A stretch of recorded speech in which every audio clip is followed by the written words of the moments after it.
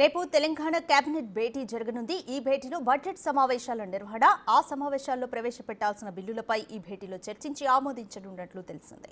రెండోసారి చేసిన బీసీ కులగణన సర్వేపై చర్చిస్తారు. ఎస్సీ వర్గీకరణపై ప్రభుత్వానికి పలు వినతులు వస్తున్నాయి. దీనిపై కూడా చర్చించి విధానపరమైన నిర్ణయం తీసుకునే అవకాశం ఉంది.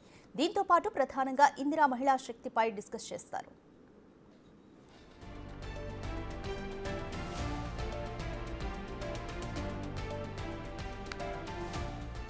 ఇందిరా మహిళా శక్తిపై బలోపేతం చేయడంపై ప్రభుత్వం దృష్టి పెట్టింది. ఇప్పటికే స్వయం సహాయక సంఘాలకు పెట్రోల్ పంపులను కేటాయించింది. ఆర్టీసీ అద్దె బస్సుల్లో మహిళా సంఘాలకు ఇస్తోంది. వీటితో పాటు మరిన్ని కార్యక్రమాలు అమలు చేసిన ఇందిరా మహిళా శక్తిని బలోపేతం చేయాలని భావిస్తోంది.